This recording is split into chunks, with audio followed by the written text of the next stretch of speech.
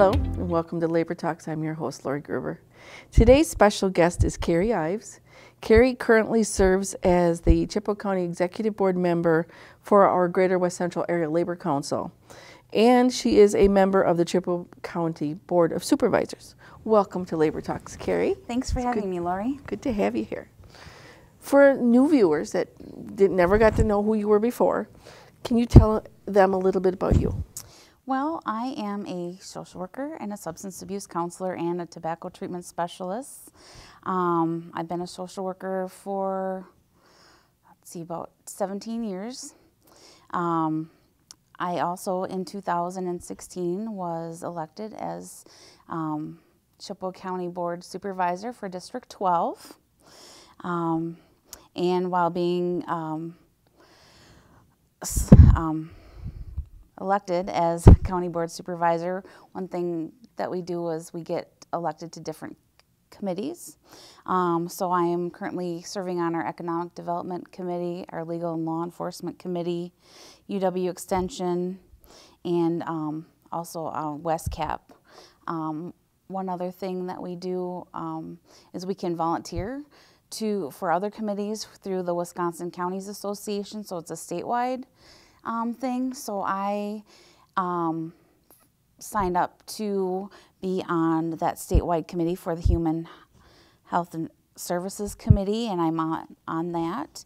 And also I have also served on the county ambassador program through the Wisconsin Counties Association, where I attend different conferences. We go talking to our local representatives at the Capitol about issues that are important for the Counties Association, Human Services. Also, I'm a member of a committee called Voices in Prevention, which is in Chippewa County. We have people from the different schools, Department of Human Services, St. Joe's Hospital, things like that, and we're looking to prevention in the community, alcohol, tobacco, marijuana, opioids. Yep, things like that. So I guess in many different facets that kind of fall off of my reason why I decided to go back to school and become a social worker to help other people out and advocate for others. Busy lady. Yeah. And remind everyone, as a current social worker in Wisconsin, what challenges do you face every day? Well, it depends on what arena you look at, but overall, lack of resources is a huge one. I work in a prison, and we work with them on a day-to-day basis about their thinking, their thoughts, feelings, and the actions, and how they can change those to make better decisions when they get out there. But the one thing that really lacks is our services we have in the community for people. Like if somebody doesn't have anyone to live with, any family, friends, there's not really a lot of halfway houses or transitional living places for them to go to, and if there are any, it's far and few between, especially in smaller counties. There's not always somebody just to go to if you don't, because some people, if they have substance abuse issues, aren't always comfortable going to AA and NA, because sometimes they end up connecting with people that are still using and things like that, or it's a trigger for them. And even, we do have some simple things, like there is a lot of food, places to get food and things like that, but those are dwindling down too because there isn't a lot of resources coming in. Healthcare is a big problem.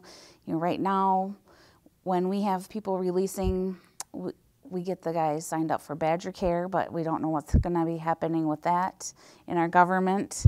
So I don't know how they're going to get the help. And even if, it seems like if you don't have insurance and you have a problem with a substance abuse or something, or mental health, there's not a lot of options of where to go, especially if you don't have health insurance. And I know we've got a lot of good shelters in our area, but you have to be clean and sober to be able to be in them. Generally, and sometimes you have to have a family. There are a few that for a single person to go to. In our transitional living facilities, you know, a lot of them through the Department of Corrections or Department of Community Services, the #1 people are sex offenders, because those are even more hard to place with different communities and what ordinances they have and things like that. One sees every day about the danger and the violence in our prisons and schools, even the bus drivers. What precautions do you have to take in your everyday life? Well, I really need to be cognizant of where I'm going. I got to observe where I'm going, like where the doors are, where other things are. Think of how I can escape or what I can do if something were to happen. You know, even, you know, I'm sure at schools and where I work, just being more aware of people and their body language kind of can tell you a lot, and even their voice, like what their tone of their voice, their nonverbal communication things. You just really need to be aware of the person and the environment that you're in, and try to take the steps to be as safe as you can. And if you feel it's unsafe, to go get help or get out of the area, tell somebody. But you just... Because I know teachers and bus drivers and social workers are not allowed to lay hands. Right. You know, and it's if it's you and your life that's threatened, whether it's on a school bus or wherever, they need to be able to do something to protect themselves. Yeah, well, where I work, we have these things called screamers that we wear, so we can hit a button. So hopefully another staff member hears it, or if we have a phone in our group room or office, we can do something with that so help comes. I mean, you can yell. You know, you just have to know where you are in your situations and place yourself in a position where you could easily escape. I mean, there's no guarantee, because people could easily block it. Right. You know, at schools, I don't know, or buses, some people probably can still have cell phones or things, but in some places you're not allowed cell phones, like prison. You just have that emergency something on your phone to call 911 or something. I mean, don't engage the people. I guess if they're focused on you, don't try to escalate it. I try to, do things, keep them calm, and lowering my voice, not shouting back, maybe leaning in a little bit more, like I'm listening to them and that they're being heard. Give them an outlet. Yeah, and just listen. That's one thing I do a lot is listen, because sometimes people just get angry and they want to be heard because they don't feel like they're being heard. And I know you and I had talked a long time ago too about how I don't think they should all be in the same place. Right. I believe people that are recovering alcoholics or striving to become a recovered alcoholic, or drug addictions and things like that, the opioids especially, that they don't belong with the armed robbers and the murderers and and sex offenders. There's such a wide definition. Mm-hmm. You've got the 19-year-old boy who had sex with his 15-year-old girlfriend. That in some states is the Romeo and Juliet thing. Mm-hmm. In other places, it's like, well, and there are some bad people. We talk about how our state has really become big for trafficking. Mm-hmm. Those kinds of people, yeah, I don't care if they get put in there with them. Mm-hmm. But that's just me personally. Mm-hmm. Now, you're currently serving on the Trippewa County Board of Supervisors. Yes. Your first term, what kind of issues did you tackle? Well, I guess one thing is we had a special hearing for citizens that spoke out about our wheel tax. That's something that I also had heard from a lot of constituents and other people in Chippewa County that they don't necessarily support, and I was one of the proponents of that, but there was not enough votes to eliminate that wheel tax, so it is still in place, but that's still something I'd like to see gotten rid of, because looking at our budget and things like that, I mean, I believe that there are funds to do some of those, do the work on our roads and stuff that we need. Also, UW Extension is doing a lot of revamping of their whole structure and all that, everything. And the county that Chippewa, the director, or what, I think it's a director, I can't remember the titles, but is for different areas. I think she's in Chippewa, Dunn, and maybe Eau Claire, but then we have other people. So they were told that they had to get rid of a person or part of a position, and it was decided to bring the family living educator down to half-time. And I felt that we as a county needed to chip in some money to help, so that could provide for that person to, not necessarily a person in that position, but anybody who holds the position of our family living educator should be full-time, because that full-time educator isn't just helping with 4-H and all the things for the kids and homemakers and things. Currently there's a woman in there, so I'm going to refer to the family living educator as she, but she also helps with our drug court, so, and any of the participants and things, and does budgeting and all those kinds of things. So she's pretty busy. Yeah, and so she is a huge asset to the other programs in the Chippewa County, you know, like I mentioned with the drug court, that I felt, and with other people, because as a board we did end up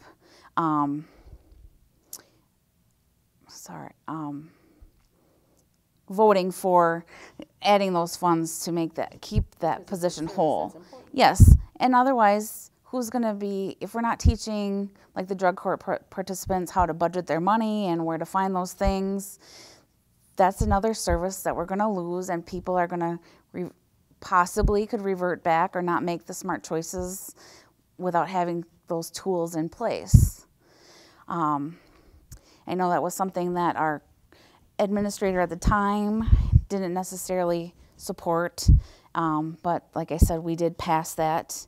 And also, like I'd mentioned previously, I am on the statewide Health and Human Services Committee for the WCA. And one thing that Chippewa, Polk, I think it is, and Buffalo, it could be something like that. But anyway, they worked on a collaboration to streamline some services. So like there's not a case manager at every human services in those counties. They would take turns, because our statutes say you can't help out if, say, Chippewa County has 100 cases of things going on and Buffalo County only has like 50 or something like that, and they have time on their hands. You can't ask another county agency to help you out. And so this way, with the collaboration, this is kind of, I believe, like a pilot that hopefully maybe it'll go into other counties to help each other out. So when we're short-staffed here, we can pull someone from there, or, you know, we can refer them to your county and work with you, because we did intake on this person maybe here in Buffalo County, but they really live in Chippewa County, and we work together more as a team. So the workload is shared, and it's not all bottling up on one person. Right. That's a good idea. And then going forward, what issues do you think are still important and focus on in Chippewa County? Well, like I said earlier, definitely I would say the wheel tax. I still think we need to continue improving mental health and addiction services for the people in our community. I started doing some research and looking into, but haven't gotten to the point. But I would really like to see our meetings and things streamlined, because, you know, we have a lot of rural outlying counties and things like that. And, you know, some people don't like to drive at night. And sometimes it's just, our lives are busy. But I think more people would want to know what's going on and what decisions the county is talking about, and have that opportunity to be able to watch the meetings and give feedback, things like that. One thing we also had kind of talked about at one point in time was social media. They started doing that in a few of our departments in Chippewa County, to give people another opportunity to give feedback and things. But I would really like to see our meetings streamed, because I think that's very important for people to know what's going on. I mean, we need to hear what they want. You know, what's going. I would like them to know more about what's going on. Transparency. Yeah, transparency. Yes.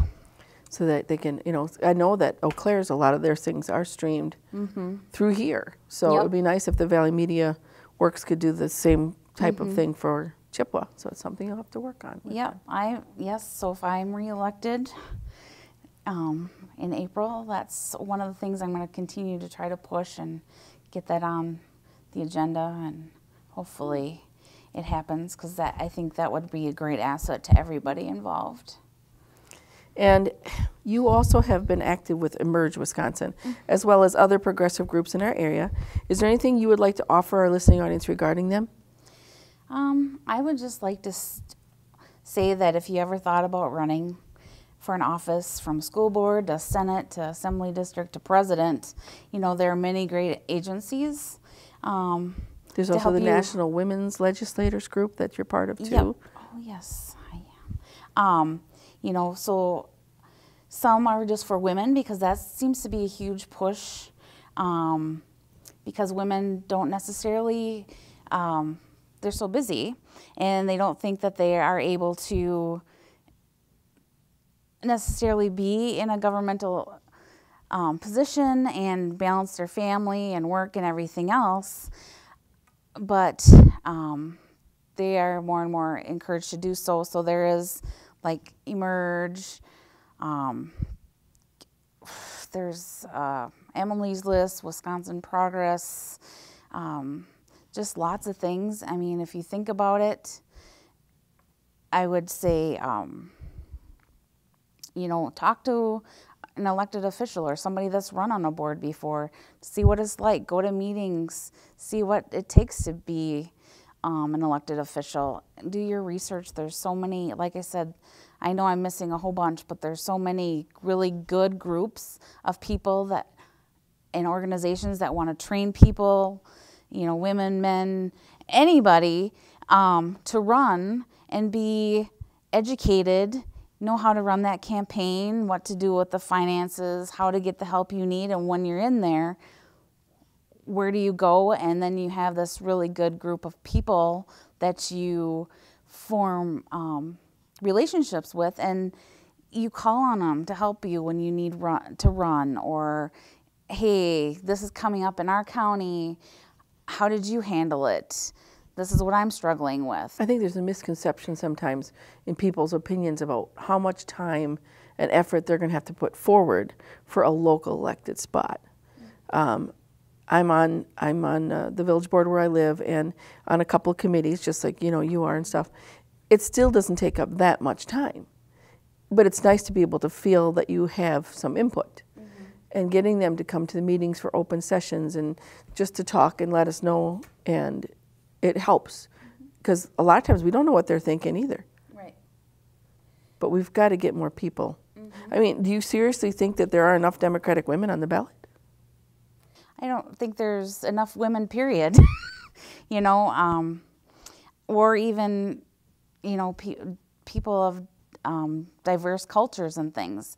I think the more women and diversity we can get on any board, any elected officials, the more representative of the people that live here in the United States or in our county, in our state, the better off we are as a country, because why have one type of person making all the decisions for all of us, because we're all different.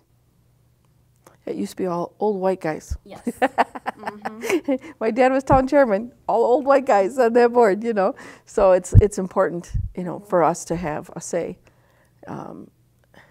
Women are taught that it's okay to show emotion. Men are usually taught it's not okay to show emotion. There are some issues that are emotional issues. Yeah.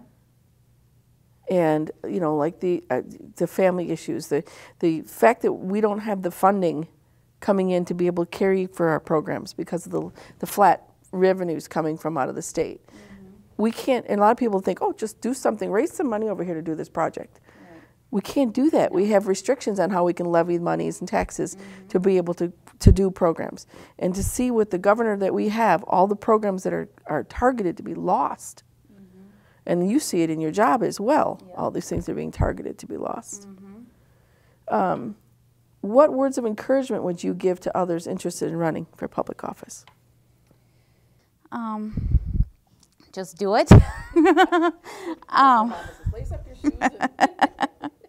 But I guess, like I said earlier, don't be afraid to ask anyone who you know have run for something, school board, county board, you know, elected officials, I mean, present or past.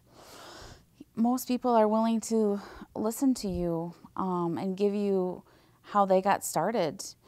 You know, you could also just start with getting more involved in your community and some of the activities they have, or joining some leadership groups or conferences or programs that they have. Education is a good thing, and I think, well, at least for myself and, you know, maybe for other women too, it was a good chance for me to build my confidence and be able to connect the dots to say, yeah, I can do this. You know, it doesn't have to be a person that looks like X, Y, and Z. Anyone can do it as long as your heart's in the right place. If they want to get their feet wet, there's always committees that take citizens at large as members. Yep. You know, be willing to get involved in your local areas and get onto some of these committees and boards. Everybody's striving to keep enough people going, and there's other people that feel that, oh, I'm the only one, or this group of people are the only ones that come, they're the only ones that do all the work. Don't be, they need to not be afraid to come and volunteer and be part of that. If there's something that they're especially passionate about, you know, the bike trails, the economic area, development of the area, or the natural resources in that area, or wetlands, for or against sand mining, you know. Definitely the frac sand mining, and now with the big factory farms and how they affect your communities. I mean, every county has got them. Yep. You know, the state is not run by family farms anymore. They're run by big factory farms. So get involved with the water and the air, and it's their community, it's their world. Yep. Exactly. You know. You're also the executive board member on the Labor Council from Chippewa County. How has that council been for you? I mean, I'm on that board too, so I mean, it's nice to see as many labor people getting involved in area races, but is there anything else that you'd like to see as the Chippewa County executive to be done more in the area on that board or represented in labor? Well, just talk to each other, right? Right. Yeah, talk to each other, you know, encourage anybody in labor. I mean, if you are a labor or a friend of labor, contact the area labor council, come to some meetings. I mean, we try to do some outreach stuff. You know, we have Workers' Memorial Day, where we honor those people that we lost due to injuries at work and things like that. And we have Labor Day. Take Kids Fishing Day, which is the first weekend in June. And they can certainly come and participate and celebrate with us, volunteer with us. We'd love to have them. And it's another great network of people to communicate with, bounce ideas off of, people to listen to. I don't know, it's just another good support outlet and another viewpoint of a situation, because it's good to get feedback and not be so narrow-minded and looking at the whole picture, not just, you know, where your hat is every day and just looking at that tunnel vision from that one point of view. And I know there's been, you and I are both union members, and I know there's become a kind of a negative connotation to the word union. Mm-hmm. And we've been doing more working families. But, and I'm sure you are too, I'm proud of being a union member. I'm proud of what our union does. I'm proud of being, I swore I'd never work for a company again that wasn't union. They try to take care of their people. They try to take care of their members. Right. And, you know, so it's, yes, we're going to talk about working family and working family issues, but labor's still important. We need to have a say. Yeah. We need to have a say in government. Is there anything else you'd like to add, Kari? I would just like to say to those who are seeking, sorry, can you cut that part out? Sorry. I'd like to say to those of you who are watching this to remember to get out and vote on April 3rd. Also make sure that you have your updated photo ID so that you can vote. It's important that we make decisions to support those people that have the same values as ours and to make sure that they are representing us, and know who your candidates are. Don't be afraid. You know, for county board, I can say our information's on the website. You can email us, you can call us, you know, write us. We'll definitely get back to you. I would love to hear from my constituents or people that aren't even in my district that live in my county, because I want to hear from you and know what you're doing, because I want to advocate for our county to make it better and hear what you have to say and see what, you know, we can do to make it better. Make it better, yeah. The biggest thing is get out and vote. Yes. Well, that's our program for today. My thanks to our viewing audience and to Kari, who made our program possible today. My thanks also to the folks working behind our cameras from Valley Media Works, who not only make this show possible, but give us an outlet for our union voices, our working family voices. And a final note, Labor Talks is on channel 993 twice weekly. You can also use your favorite search engines with keywords Labor Talks or CBC TV, and you can find us on YouTube. Thanks for tuning in today.